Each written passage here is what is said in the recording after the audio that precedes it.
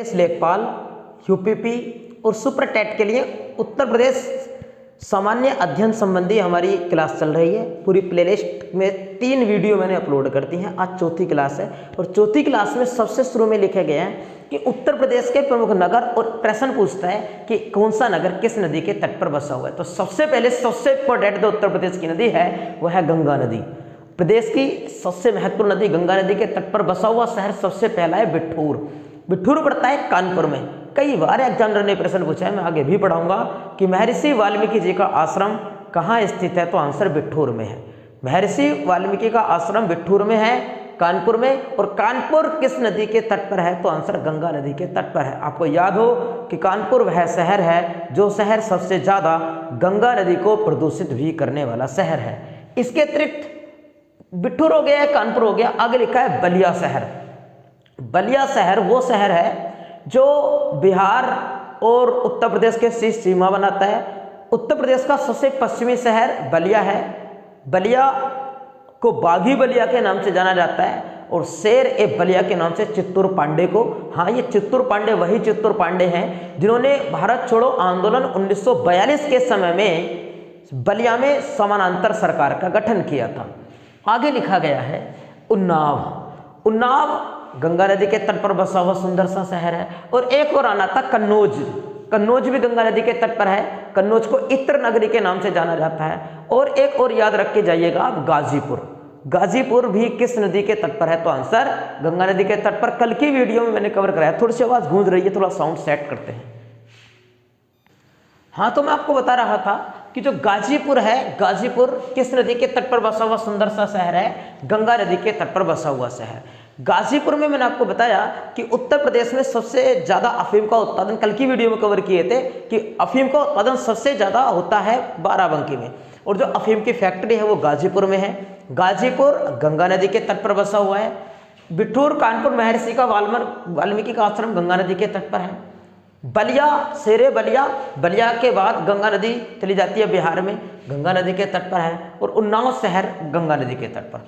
आगे लिखा गया है गोमती नदी।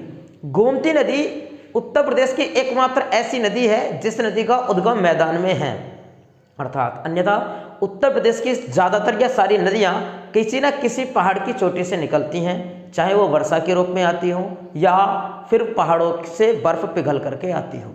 गोमती नदी कहाँ से उद्गम होती है? पीलीभीत से। और पीलीभीत में झील का नाम आप मुझे बताएंगे, किस झील से गोमती नदी का उद्गम होता है जो मैदान में है।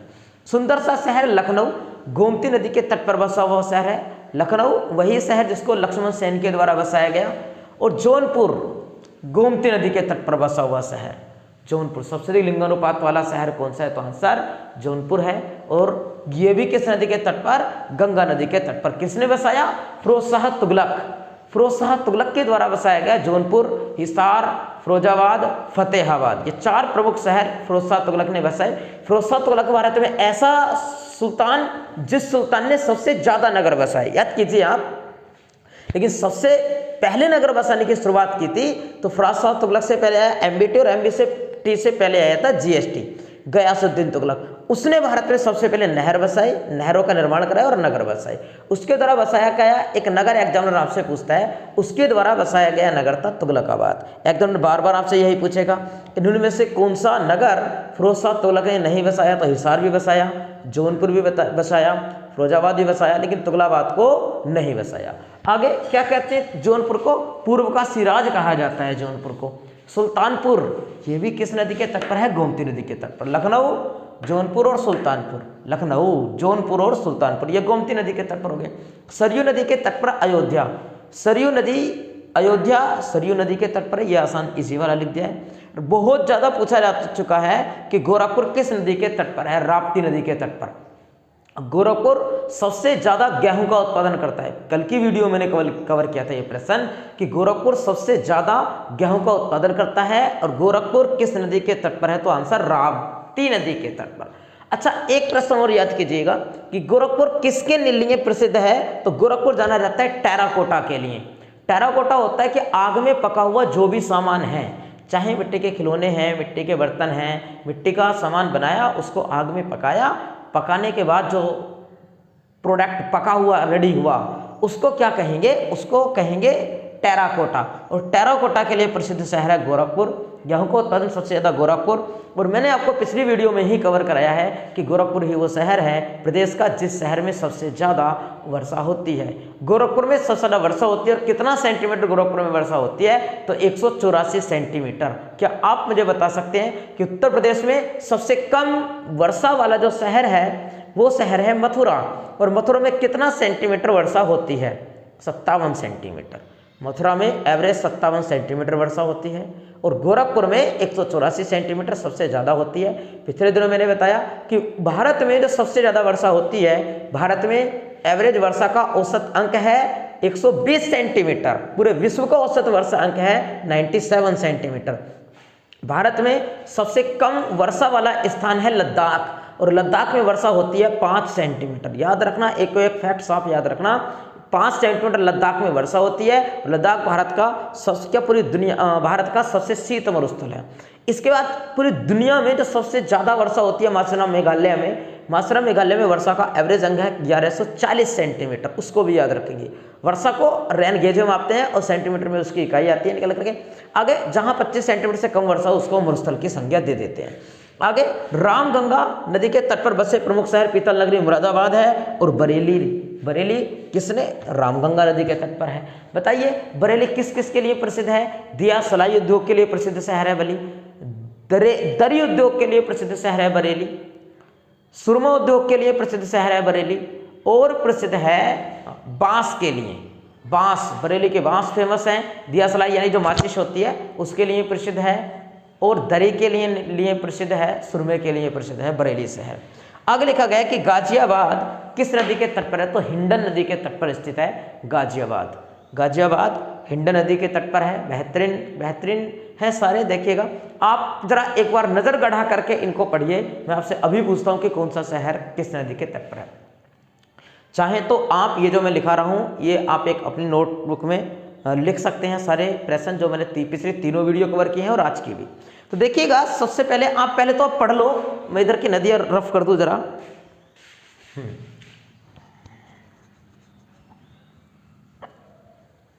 देखिए बताते जाइए, अब जरा बताइए। अब यहाँ से बताइए कि लखनऊ शहर, जौनपुर शहर और सुल्तानपुर शहर की किस नदी के तट पर बसे हुए बताए हैं। यह गोमती नदी के तट पर जो पीलीभीत से निकलती है और फुल्लर झील से। ये प्रश्न तो मैंने आपसे पूछा था, मैंने बता दिया, कोई बात नहीं। अगला प्रश्न और कोई बोलेंगे आपके लिए। फुल्लर झील पीलीभीत में है और इस पीलीभीत की फुल्लर झील से निकलने वाली नदी गोमती नदी है, जो प्रदेश की एकमात्र मैदान में उद्गम स्थल वाली नदी है।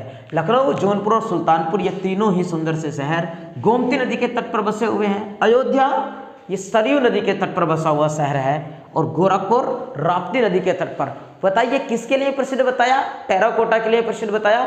वर्षा सबसे ज़्यादा गोरखपुर में होती है और गोरखपुर में सबसे ज़्यादा गेहूं का उत्पादन भी होता है। आगे लिखा गया मुरादाबाद और बरेली। मुरादाबाद पीतल नगरी के रूप में जाना जाता है, रामगंगा नदी के तट पर है। और बरेली भी रामगंगा नदी के तट पर स्थित सुंदर सा शहर है। उसके बाद गाजियाबाद, गाजियाबाद है हिंडन नदी के तट पर बसा हुआ शहर। बागपत, मथुरा, आगरा और इटावा ये शहर किस नदी के तट पर है, तो यमुना नदी के तट पर। बागपत देखिएगा, बागपत यमुना, अरे बागपत बड़ौत। मथुरा यमुना नदी के तट पर है। आगरा रटे पड़े हो ये बात तो। इटावा जहाँ पर लोयल सफारी स्थापित की गई है इटावा में, वो भी किसके तट पर है, यमुना नदी के तट पर। इटावा में सबसे ज़्यादा अवनली का अपरदन होता है, ये बात मैंने आपको पढ़ाई है। इटावा में सबसे ज़्यादा अवनली का अपरदन होता है। एक और आप याद रख के जाइए जरा कि जो कौशाम्बी है, कौशाम्बी वो किस नदी के तट पर है, कौशाम्बी भी यमुना नदी के तट पर स्थित है। कौशाम्बी का एक प्रश्न बनता है कि कौन सा उत्तर प्रदेश का ऐसा स्थल है जो बौद्ध एवं जैन दोनों धर्मों के तीर्थ स्थलों से संबंधित है, तो आंसर आप लगा के आइएगा बरेली। बौद्ध एवं जैन दोनों धर्मों के तीर्थों से संबंधित है। कौन सा बताया, सॉरी कौशाम्बी। और कौशाम्बी किस नदी के तट पर स्थित है, यमुना नदी के तट पर। आगे बिठूर, कानपुर, बलिया और उन्नाव ये सारे शहर किस नदी के तट पर हैं, ये गंगा नदी के तट पर बसे हुए शहर हैं। बिठूर कानपुर में है, इनका आश्रम है यहाँ महर्षि वाल्मीकि। हालांकि ये सब बातें मैं आगे आने वाली वीडियो में भी कवर करने वाला हूँ। कानपुर, बलिया, शेरे बलिया, चित्तूर पांडे को कहते हैं। और उन्नाव भी किस नदी के तट पर है, गंगा नदी के तट पर।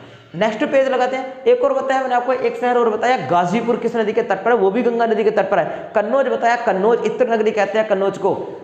पूर्व का ग्रास स्टेट के रूप में जाना जाता है कन्नौज को। ये भी गंगा नदी के तट पर स्थित है। और कन्नौज इत्र नगरी पूर्व का ग्रास स्टेट, ये कन्नौज वाला जो प्रश्न है ग्रास स्टेट वाला, ये पिछला यूपीपी का आया हुआ है 2018 का। नेक्स्ट पेज पर लिखते हैं। अगला पॉइंट है सिंचाई से संबंधित।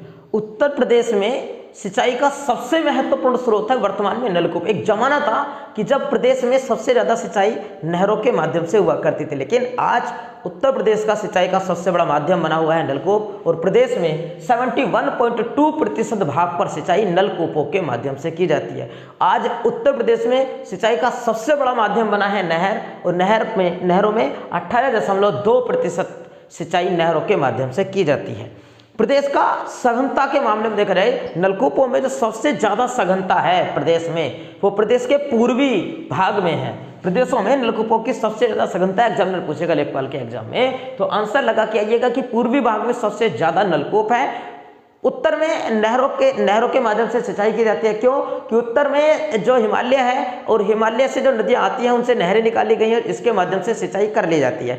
और जो पूर्वी भाग है, पूर्वी भाग में सिंचाई करने के लिए किसका सहारा दिया जाता है? किसानों को नलकूपों का सबसे ज्यादा सघनता नलकूपों की पश्चिमी भाग में भी है। प्रदेश में सबसे पहले जो नलकूप स्थापित किया गया था वो किया गया था मेरठ में। वो वर्ष 1830 ईस्वी को प्रदेश में पहला नलकूप मेरठ में स्थापित किया गया था। देखिएगा नलकूप 71.2% है, नहरें 18.2% है। मेरठ में सबसे पहले नलकूप निर्माण किया गया था और नलकूपों की सबसे ज्यादा सघनता पूर्वी भाग में है। अब इसके बाद, अब ये तो नलकूपों वाली बात हो गई। सिंचाई के दो माध्यम है, एक तो नलकूप है, नलकूप की कहानी खत्म, जितने प्रश्न पूछेगा उतने बता दिए हैं। अब एग्जामिनर जो पूछने के चांस रखता है आपसे प्रश्नों को, वो पूछेगा नहरों से संबंधित कि प्रदेश में कौन कौन सी नहरें हैं, कौन सी नहर कहाँ से निकाली गई है, कौन सी सबसे लंबी है, किस नहर का जल सिंचाई के लिए नहीं बल्कि पीने योग्य भी प्रयोग में लाया जाता है। तो सारी नहरों के बारे में पढ़ते हैं। देखिएगा जरा, प्रदेश की प्रमुख नहरों में पहले दो नहरें लिखी गई हैं। दो नहरों, दोनों इंपॉर्टेंट है। मैं आपको बताने वाला हूं कि दोनों के प्रश्न कैसे बनाया गया एग्जाम में। पहले लिखा गया कि पूर्वी यमुना नहर। पूर्वी यमुना नहर यह है प्रदेश की सबसे पुरानी नहर है। अगर प्रदेश में सबसे पहले कोई नहर बनी तो सबसे पहले यही नहर बनी। ये प्रदेश की सबसे पुरानी नहर है। वर्ष 1830 ईस्वी को इसको तैयार किया गया और सहारनपुर के फैजाबाद से इस नहर को निकाला गया है।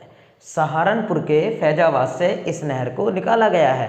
सहारनपुर वही हिमालय के नीचे का एरिया, सहारनपुर वही जहाँ सबसे ज़्यादा रसीले फलों का उत्पादन किया जाता है। सहारनपुर वही जो काष्ठ नक्काशी के लिए जाना जाता है। सहारनपुर वही जो जहाँ से गंगा एंट्री करती है उत्तर प्रदेश में। अब दूसरी जो नहर मैंने लिखी है वो लिखी है ऊपरी गंगा नहर। प्रदेश में ऐसे पूछेगा कि कौन सी वो नहर है जिस नहर का उद्गम स्थल प्रदेश में नहीं है, तो आंसर ऊपरी गंगा नहर। और ऊपरी गंगा नहर निकाली गई है हरिद्वार से। दोनों को ध्यान से देखिएगा। पूर्वी यमुना नहर सबसे पुरानी नहर है, 1830 ईस्वी में बनाई गई, सहारनपुर के फैजाबाद से निकाली गई है। और आगे लिखा गया ऊपरी गंगा नहर। ऊपरी गंगा नहर का उद्गम स्थल प्रदेश में नहीं है, यह निकाली गई है हरिद्वार से। नेक्स्ट, पढ़ने को तो किताबों में बहुत कुछ मिलेगा, लेकिन मेरी क्लास में आपको वही मिलेगा जो एग्जाम में रखा मिलेगा। निचली गंगा नहर ये नरोरा से निकाली गई है। इसको पूछता है कि निचली नहर का उद्गम स्थल क्या है, तो नरोरा कहाँ? बुलंदशहर से निकाली गई है, जहाँ बुलंदशहर में प्रदेश में परमाणु संयंत्र स्थित है। परमाणु संयंत्र प्रदेश में नरोरा, बुलंदशहर, वहाँ से इसको निकाला गया है। बुलंदशहर को पहले अनूप शहर के नाम से जाना जाता था। देखिएगा आगे, शारदा नहर ये सबसे बड़ी नहर है, प्रदेश की सबसे पुरानी नहर पूर्वी यमुना नहर, सबसे पहले नंबर की जो पढ़ाई। किसका उद्गम स्थल प्रदेश में नहीं है? ऊपरी गंगा नहर। नरोरा बुलंदशहर से निकाली गई है निचली गंगा नहर। शारदा नहर सबसे बड़ी है और शारदा नहर पीलीभीत से निकाली गई है, शारदा नदी से निकाली गई है। शारदा नहर पीलीभीत से निकाली गई है, शारदा नदी से निकाली गई है। रानी लक्ष्मीबाई बांध नहर ये झांसी जिले के से निकाली गई है। झांसी जिले का एक स्थान है माता टीला नामक स्थान, माता टीला नामक स्थान से निकाली गई। और किस नदी पर बनी हुई है? तो बेतवा नदी पर बनी हुई है। एक बार ध्यान से देखिए आप, निचली गंगा नहर नरोरा से निकाली गई है। शारदा नहर सबसे बड़ी है, पीलीभीत शारदा नदी से निकाली गई है। रानी लक्ष्मीबाई बांध नहर झांसी जिले से निकाली गई है, माता टीला नामक स्थान से, और किस नदी पर बनी है? बेतवा नदी पर है। पढ़ लीजिए ध्यान के साथ, बहुत सटीक डेटा है ये वाला, ये पढ़ने ही पड़ेंगे आपको, आप इस सब को स्किप नहीं कर सकते हैं, क्योंकि बहुत सारी नहरों में से मैंने मात्र 10 या 11 नहरें छाट करके निकाली हैं आपको पढ़ाने के लिए। और अब आपको पढ़ाने के लिए आई है हमारी छोटी सी नन्ही सी प्यारी सी गुड़िया, जिसका नाम है जीवी। जीवी मतलब जो अमर रहे, है ना, अमर जीवन। जीवी मतलब JIVI इस गुड़िया का नाम है। और ये गुड़िया आपसे केवल इतना कहने के लिए आई है कि आप मेरे पापा के चैनल को सब्सक्राइब करें, शेयर करें, है ना बेटा। चलो जाओ, अब मम्मी जी के पास जाना है मेरे बेटा को। बाय बोल दो, बाय। जाओ। 5वीं परियोजना के बाद 6ठी परियोजना है जो दोनों में पूछी जाती है। उत्तर प्रदेश से पूछेगा, चाहे कोई हमारा केंद्र का है पेपर उसमें भी पूछता है, बहुत पूछता है कि रिहंद नदी परियोजना कहाँ स्थित है, तो आंसर सोनभद्र में है। सोनभद्र के किस स्थान पर है? पिपरी नामक स्थान पर। उत्तर प्रदेश में इसको पूछ रहा है आजकल कि सोनभद्र में रिहंद नदी परियोजना किस स्थान पर है? पिपरी नामक स्थान पर। और किस नदी पर होगी? रिहंद नदी पर। नदी के नाम से ही पता चलता है। अगला प्रश्न यहाँ ऐसे पूछेगा कि कौन सी वो परियोजना है जो उत्तर प्रदेश और मध्य प्रदेश की संयुक्त परियोजना है? कौन सी परियोजना उत्तर प्रदेश और मध्य प्रदेश दोनों राज्यों की संयुक्त परियोजना है? तो आंसर आप लगाइएगा अपना केन नहर परियोजना, UP-MP की संयुक्त परियोजना। आगे लिखा गया है कि बेतवा नहर परियोजना। तो जो बेतवा नहर परियोजना है वो झांसी, नदी तो बेतवा है, झांसी के कहाँ से निकाली है? परीक्षा बांध से। कई बार पूछता है कि परीक्षा बांध कहाँ स्थित है, तो आंसर झांसी के अंदर है, और झांसी में स्थित परीक्षा नामक बांध से ही निकाली गई है बेतवा नहर। देखिएगा, रिहंद नदी सोनभद्र से निकाली गई है, पिपरी नामक स्थान से। केन नहर UP-MP के संयुक्त परियोजना। इस पर इतना प्रश्न पूछता है, ये इसलिए मैंने इतना ही लिखा है। बेतवा नहर बेतवा नदी से निकाली है, झांसी के परीक्षा नामक बांध से। नेक्स्ट, अगली परियोजनाएं हैं हथनी कुंड परियोजना जो कि यमुना नदी पर है। इस पर प्रश्न यही बना है कि कौन सी परियोजना 5 राज्यों की संयुक्त परियोजना है? हथनी कुंड परियोजना 5 राज्यों की संयुक्त परियोजना है, यमुना नदी पर स्थित है। इसके बाद बहुत ज्यादा पूछा जाता है राजघाट बांध एवं नहर परियोजना। ये UP और MP की संयुक्त परियोजना है। राजघाट बांध ललितपुर में है, बेतवा नदी पर। इतनी बार ये प्रश्न पूछा जा चुका है, हद हो गई है इससे। राजघाट बांध, बेतवा नदी, ललितपुर, UP-MP के संयुक्त परियोजना। लास्ट, गोकुल बैराज परियोजना। और गोकुल बैराज परियोजना जो प्रदेश के सबसे सूखे जिले हैं आगरा और मथुरा, उन जिलों में पेयजल हेतु इस परियोजना को शुरू किया गया था। हथनी कुंड यमुना नदी 5 राज्यों की संयुक्त है।